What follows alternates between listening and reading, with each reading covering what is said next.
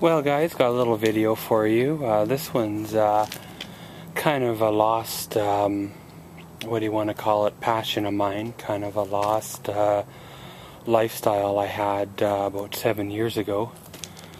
As you see in front of you, we got 4 bicycles. I'll give you a bit of a history on them. A bit of a rundown on them. Of course, we'll start with the small one first. This one here is a 21-speed Specialized hard rock bike. Of course, this bike, when it was new, sold for roughly around the $800 mark, if I remember correctly. It's spec'd with low-end, lower-end components, a Cerex derailleur, you know, the Atlas cantilever style brakes, not even V-brakes anymore, you know, and of course it's got the grip shift, which, you know, worked fine for its day, and you know, was a good little 16-inch frame bicycle for a special person that you know, chose to go another way. Of course, it's been you know, in storage for probably a good 7 years now. Not really been ridden. However, I'm sure if you threw air in the tires, I'm sure it would go around the block. You may want to change the brake pads or upgrade the brakes, you know, if you're going to ride it more. I notice one of the pedals are cracked and the reflector's missing, like it might have been dropped or something. I don't remember it being like that last time I had a look at her. You know, the tires aren't too bad. They are a little bit, if you will, cracked or dry rotted. But all in all, it was a fairly decent bike. It performed everything that it was supposed to do for the time it did. The next one is a Kona Aha. It's a single speed, if you will, a cruiser bike. I've used this bike beyond what it should have been used for. I pulled a little bicycle trailer with it and did a lot of recycling with it. It's paid for itself in terms of use. The only issue I had with it is, and even then it wasn't a bicycle issue, it was a operator issue. I didn't, with the original cranks, which was a nice silver center with a blue chainring, if I remember correctly. On that, I didn't tighten one of the pedals fully, and it ended up, you know, working its way out and stripping the threads in the arm. So therefore, we just changed it out with another crank of, you know, similar size. But as you can tell, it's been well used. Still has plenty of life left in it. One thing I did do to it is I upgraded the brakes from cantilever style to the V-brake style, and you know, it's done me quite well. I've put miles upon this bike, and with the exception of having to change out tires a couple of times in the odd flat, and as you can see now, it's got a hole in the seat from, well, frankly, it wasn't babied or nothing. And of course, it's got your simple, you know, levers, no shifting system or nothing, just some scrap grips I had kicking around and all that. But it's a fun little single-speed bike, great for camping, great for the person that doesn't like a lot of gears. The next bike of mine is, the next bike up is kind of a baby of mine. It's a Rocky Mountain Blizzard, of course hand-built in Canada by a gentleman named Chris DeKerf, if I remember correctly on that. This bike was new in, I forget now, roughly 96, so it is an old frame.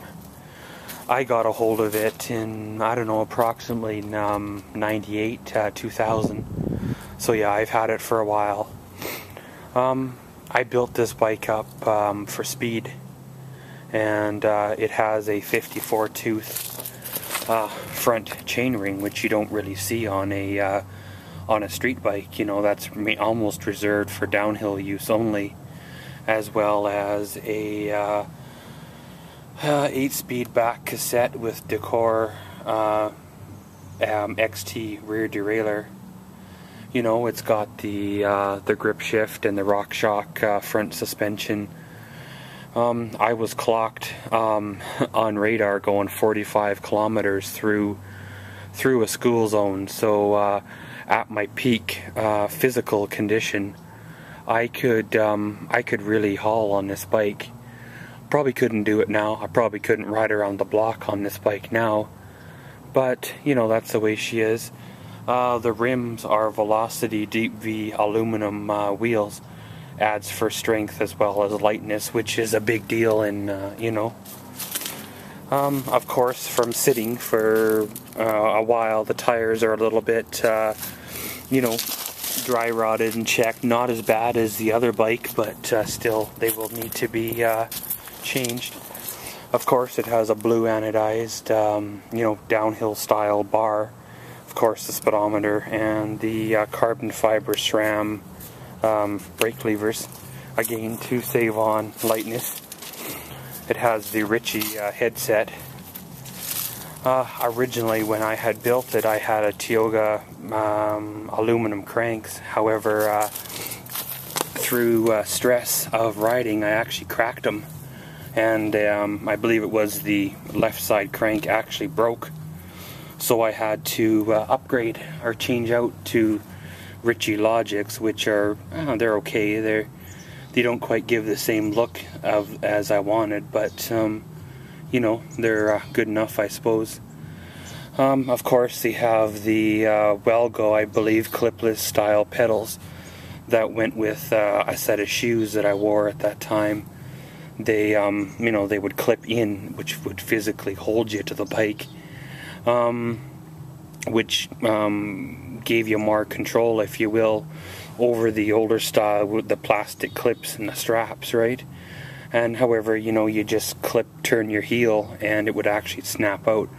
However, you had to remember that when you went to get out of the bike, or else you'd fall over. You know, you'd end up strapped to the bike and tip over. So it took a bit to get used to. But yeah, I put a lot of miles on this bike, if you will, speed training and all that. I got my use out of it, and of course your interests change and all that, and it's really not worth much to sell. It's more worth, you know, to find that right person that wants it, or even to keep it for yourself in the hopes that one day you're going to get back on it. And fourth up is another bicycle. This one here was another one of the hand-built creations of mine. I built it up. She's a Norco, Bigfoot model. Really nice bike. I picked this bike up as just a frame, just a bare frame. You know, just like the other Rocky Mountain there, just a bare frame. And I started out mix-matching parts and picking what I figured I wanted. Of course, it was going to go to a family member who was riding to work and stuff like that at the time. So I wanted her to have a decent bike and all that good stuff. The components actually ended up from another bike that I had hand built, and I just it was one of those bikes that I'd kind of given up on and wanted to go another direction. So I swapped over the components from that bike to this bike, and almost all of them worked. I believe we had to put a different sealed bottom bracket in her, but other than that, she all worked. This bike here is spec'd with the, forget exactly the model number, says on them Grip Shift 400 FFS, which is a step down from the Grip Shift 600. Which is on the Blizzard. It has a XTR back derailleur, of course, quick release front and rear rims, and it has the cantilever style, you know, XT brakes, which are good enough. You know, like I said there, for the time, it was fairly not high end, but pretty close of componentry. it did quite well for the person that was riding her, and of course, like everything, it must come to an end, must change. I do have another bike in storage at another location that I didn't have room to bring over. This one, the one I'm talking about, I'll put a picture up here. It is a Kona Explosive Team Edition that, if I remember right, has RockShox front suspension, front fork, as well as an option for disc brake. And it has a race face blue anodized cranks, as well as Velocity Deep V rims, just like the Blizzard did. As well as she's a 24-speed bike. It has a synchro seat post as well as stem. Has a specialized front, downhill style bar with the one up, one down rapid fire type shifting. I found it was cheaper to buy a bike that had the components I wanted and transfer them into that frame than what it was to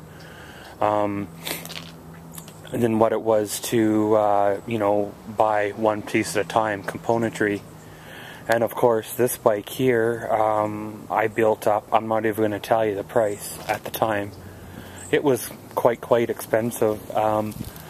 And first time out with it, I wiped out on it. And of course, I wasn't wearing a helmet like some of the other times. I smacked my head and knocked myself weird, broke my hand, kind of messed up my elbow, and I really haven't ridden seriously since.